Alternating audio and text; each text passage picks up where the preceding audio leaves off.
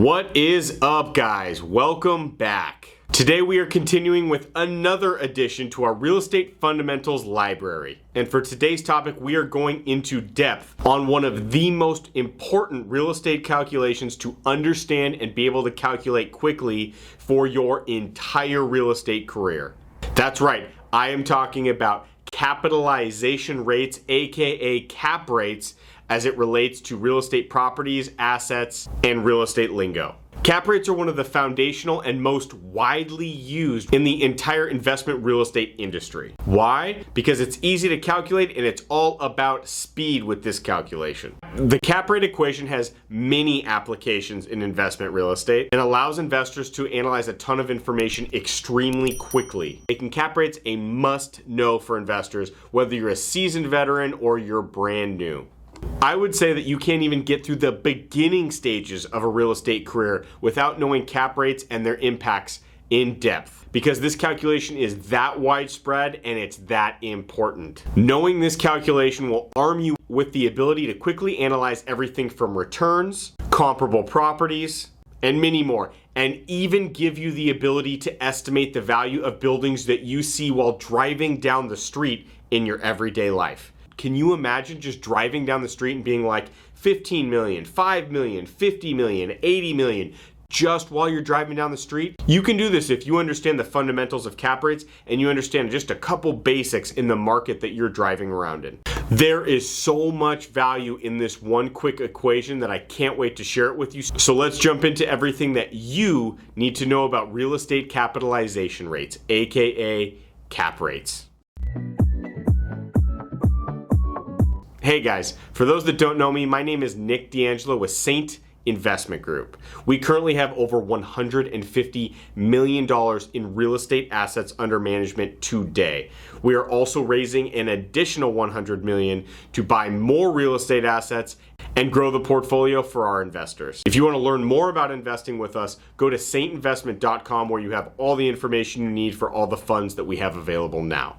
The reason that I make these videos is because I believe that real estate is the number one way to financial freedom, and I want to arm you with the tools to go out and invest yourselves or find somebody good and professional that you want to invest with. Also, a reminder that I am not your attorney, I am not your accountant, I am not a financial planner, so check with your professionals before making any financial decisions, because every investment has the risk of loss.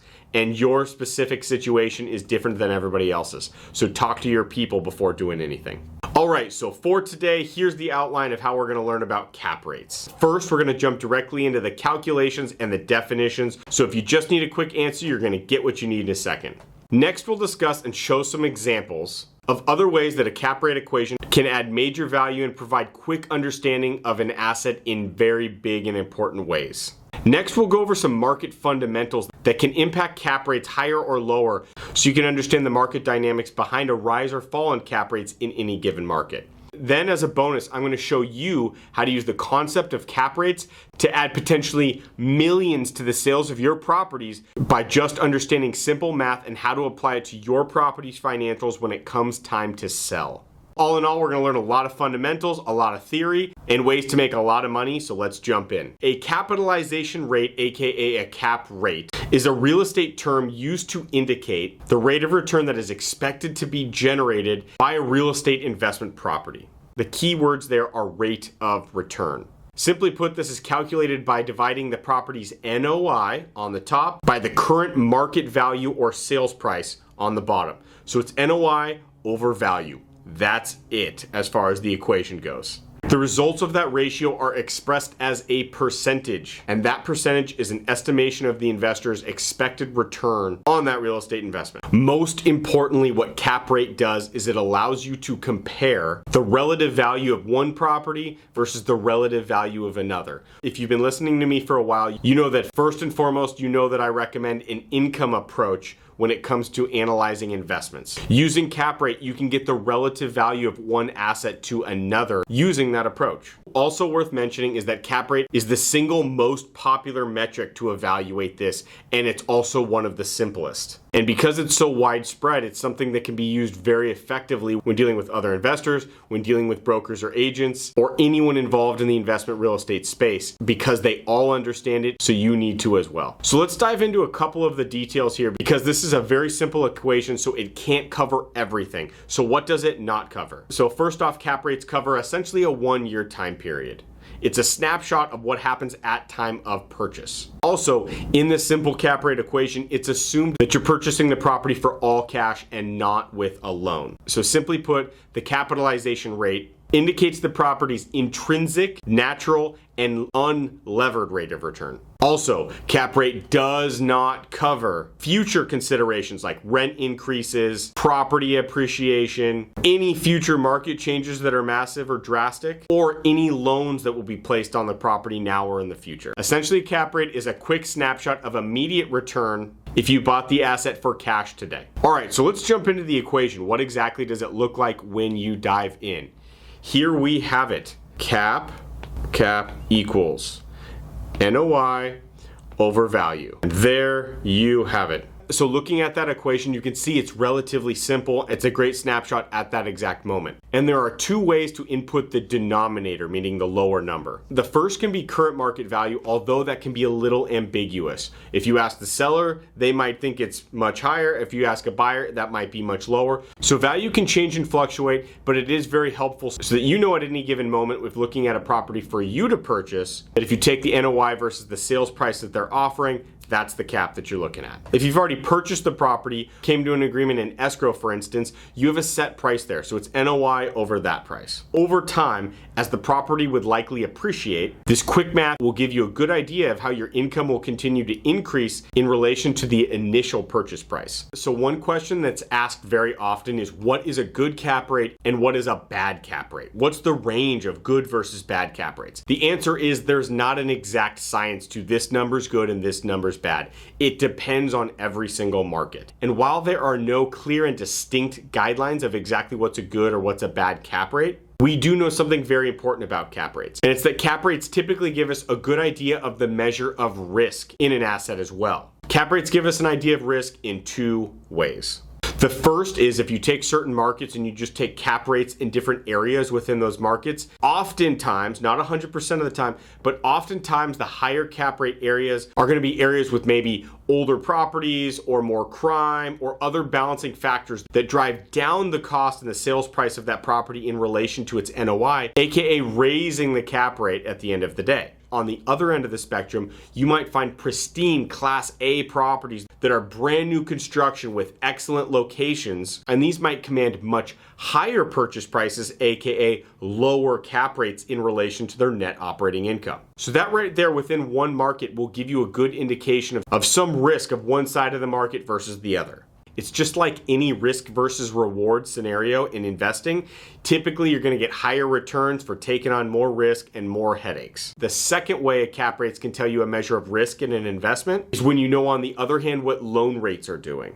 If you're in a position where you're purchasing a property and you know that you do need a loan to complete the transaction, then the cap rate is a quick gauge that you can compare to your loan rate to make sure that you are not underwater. One of the worst things that you can do is become underwater because your cost of capital is too high. I've seen this many times. Banks are much tighter on this and they won't even lend to you often if you're cutting it too close. But never get yourself in a position where you look like you're going to be underwater. For instance, let's say you're purchasing a Class B property in a major metro.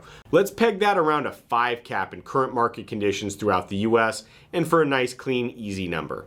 Now, if you're getting a 5 cap, aka a 5% capitalization rate, with the NOI versus the purchase price, so 5% you're getting, versus, let's say for this example, a 4% loan rate. That means your return's 5 and your cost of capital alone is 4. That's cutting it really close. One small bump in the road or one thing you didn't consider, and that can wipe out any and all profits, and you are working for free or at a loss, and you may lose that property. That's scary. Don't make that mistake. But what cap rates can give you is that very quick and dirty 5 cap versus 4% cost of capital on your loan. You know you're cutting it too close in that scenario. Another incredible time-saving tool that cap rates can be used for are for property comparables in a given market. For instance, if you're looking to potentially sell your property and someone is offering you a 7 cap, but you know the market rates for cap rates are 3.5%, then that person is essentially offering you 50% less than market. 3.5 to 7 doesn't sound that massive, but that's a 50% difference in the sales price of your property. They're trying to take you to the cleaners on that sale. Now, this gets even more important when you're looking at multiple comparables in one market. If you have 10 properties that you're lining up and each one has slightly different characteristics, size is slightly bigger or smaller, yard space is a little different, parking's different, etc., having those cap rates and seeing all the different cap rates under different conditions allows you to have a much better understanding of the market. It's very powerful, and cap rates are extremely important when you're looking at comparables. Now, let's say you're looking at all these comparable properties and all these comparable numbers. What exactly does cap rate mean in relation to returns? I'm going to give you one example so you can use cap rate to visualize your returns in a different way. One way to look at the equation is how long it would take you to make 100% on your investment of your purchase price funds. AKA, how long would it take to get your money back? Well, I'll tell you, at a 10 cap, it would take 10 years to get your money back on your purchase price. We'll start with an example of a 10 cap, aka a 10% capitalization rate. In a 10 cap scenario, you would take 100, which is 100% of your purchase price, and you divide that by 10, which equals 10 years to get your initial purchase price back, aka a 100% return. Now let's change it up. Let's use a 5 cap as the number. How long would it take you to get 100% return on investment with a 5 cap purchase price? Let's do the math. 100 divided by 5 equals 20 years.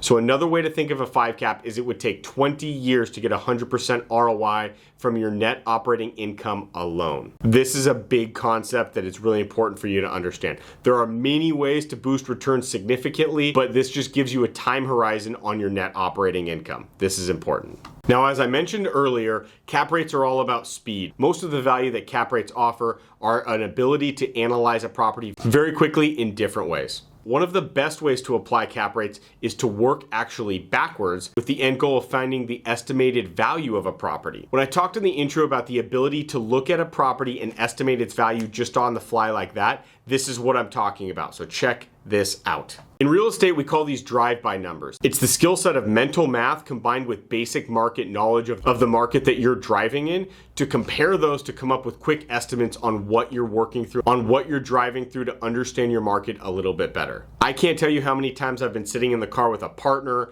with a JV partner, a client, an investor, etc., and we have just been driving by analyzing real estate just with mental math. This is absolutely critical to your real estate success, is being able to do things on the fly. Let's jump into an example and I'll draw it out for you so that you can see firsthand what this looks like. Let's say you and I are going for a site drive in my local market in Southern California. And let's say we pass a Class A, beautiful, brand new construction, concrete tilt-up, giant, stunning industrial building. Now, I know from experience in the market that cap rates for this type of product are right around the 4% range. So if you and I see a Class A industrial building and we know those typically go for a 4 cap, then the next thing we need to do is find the square footage of the building. Now, because you and I are really good at real estate and we have a ton of experience, we estimate that the size of the building is, let's say, about 30,000 square feet. Also, because you and I are really good at real estate in our local market, we know that average leasing rates for this type of product go for about $1.50 per foot. And with a little quick math, we know that equals $45,000 per month or $540,000 per year in net operating income, because this is a triple net property. And in triple net properties, we know that tenants pay for all expenses. So the income number becomes net for the most part to the landlord. So we have a $540,000 NOI and we have a 4 cap. So how do we find what we believe to be the market value of the building? Let's check out the math. All right, so for here you see we have a 4 cap. We have the NOI of 540. Cap rates are expressed as percentages. So we have the 4 over the 100, meaning 4%, meaning a 4 cap. So we have 4 over 100 on one side. We have the NOI on the other, the 540,000 above the value, right? For this, we'll say market value, right? We're looking for market value as the equation. To do the full math, we would take 540 40,000 times 100 divided by 4. And that equals, did you get it? Did you run the math? That equals $13.5 million for that deal. So just having the NOI and the cap rate, you can solve backwards and you can find what the market value of a property is. Do you see how powerful this is? That means you can drive by properties and know in a couple real quick simple estimations, you can pull out the value of any property you're driving by. Also, if you're a smart tech savvy person, you don't even need to know your market. You can pull it up on your phone right there and pull up LoopNet or CoStar or any of the listing services and see what comparable properties are doing. That means you can do that on the fly in the car and find actual values for things around you, including exact square footage of properties you're looking at. It's all there, guys. It's all there at your fingertips. You have it. Now, this wouldn't be a video of mine if I didn't show you a couple shortcuts on how to calculate this even more quickly. So you see in this math here, we did 540K, we found times 100, which we pulled from there, divided by 4, which we pulled from there, right? And that gave us the answer of 13.5 million. Here's a faster way to calculate all of it. Instead of going through the full process, I'll show you the shortcut. You take the 540,000 and you just divide it by 0.04, aka 4%. And that equals $13.5 million. Boom. Just like that, you did it in 2 steps instead of 3. So you take the NOI, you divide by the cap rate in a decimal format, and that will pump out the market value of the property you're looking at just like that. This is killer and it's very helpful. Wow, look at that. You're a freaking pro at cap rates now. You know how to calculate them frontwards, you know how to calculate them backwards and find the value of a property, and you know all the basics and fundamentals for why cap rates are important. Let's jump into some market dynamics of how you can see cap rates rise or fall in a market and why that's the case. And then we're going to end with a real life example of something that we did to generate nearly an extra $1 million of sales price just by making one tweak using cap rate as an analysis tool. So typically in the market, you'll see that cap rates and mortgage rates are deeply related. As mortgage rates go up, very often you will also see cap rates go up. So that means when the cost of your money, aka your loan, gets more expensive and the interest on your loan is more expensive every single month, landlords need to lower the sales price of their property. And as we know, cap rate is a measure of return, which means cap rates go up as sales price goes down. As you see loan rates go up, you're going to see property values go down, and you're going to see cap rates go up, meaning the returns go back up. The reason for that is, as loan rates go up, properties are harder to afford. The cost of those dollars is more expensive. So what ends up happening is less people can compete, so demand drives down. Additionally, the investors that can compete and do want to buy need higher returns to offset all these extra expenses that they're incurring on the lending side. When this does occur and you see cap rates raise, we call that cap rate expansion, meaning cap rates are getting bigger, meaning returns are getting bigger on properties. Well, the opposite of this is when cap rates go down or they get smaller, aka cap rates compress. They call that cap rate compression, and that's very common when loan rates also go down. So what you should do is anytime you're seeing loan rates increase, what you want to think about is the impact on cap rates in different markets and keep an eye out for opportunities that may have been caused by those higher interest rates. If you're a cash buyer, this is an amazing opportunity for you as well. Now that we know all this about cap rates, how do we use all this information to arm ourselves in a way where we can squeeze out and maximize returns to ourselves and our investors? Now, when you're selling a property, the goal is always to sell the property for as much as possible. It doesn't take a rocket scientist to know that. But the interesting thing to consider is that when someone's buying a property, typically they're buying it based on the financials that you're providing to them. So you want to scrub your financials and make sure your property is operating very tight. But it gets difficult in a lot of those moments because there's these huge financials with many line items. So how do you make different decisions and how do you determine what's valuable for a sale and what's not in your decision making to tighten up your financials? You use cap rate as a lever and you keep it in mind at all times when you're evaluating. For instance, if you have all of your costs and expenses already sunk into the building and you're below market on your lease rates and you raise lease rates, that essentially goes directly to your bottom line, your NOI, right? So look at these numbers because we used this as a real life example. We found a way for a property to increase the NOI by a mix of raising rates and lowering expenses. We raised the NOI by $3,000 a month. That's great. That's a big boost in income, $3,000 a month. This is a pretty big property, okay? So $3,000 a month really wasn't all that big for the size of this property, but the impact was bigger than $3,000 a month. Because if you take $3,000 and you multiply by 12 to get an annualized number, that's $36,000. Great, $36,000, that's a boost to the NOI. But wait, because we're talking about a sale of this property, and this property sold around a 5 cap rate. So if you take that same $36,000 that was added to the net operating income and you compute that with a 5% cap rate, what you end up with is $720,000 added to the sales price by that one $3,000 increase in monthly NOI. Do you see how massive that is? For a $3,000 increase, we made an extra $720,000. That is the power of cap rate, because when we went through the expenses and we went through the income, we knew that if we tightened it up in a couple areas and ran a little more efficiently and boosted rents just a little bit, the impact was massive. We made almost $1 million by a couple slight changes. And in addition, we got to recoup that money today. We didn't have to wait 20 years to get that money. The buyer paid us for that today because that money was based on a cap rate basis. It's extremely powerful stuff to think about it in those terms. It's how highly strategic and intelligent investors look at every dollar on their property's financials because they know the impact that it has on end sales price and value. All right, I hope that deep dive into capitalization rates, aka cap rates, was extremely helpful for you, and you know the ins and outs, how to calculate cap rates, and how to use them to boost returns and get quick answers on different metrics as it relates to an income property. As a reminder, we have a ton more great information on our Real Estate Fundamentals playlist. So check them out and keep building your education and your investor skill set.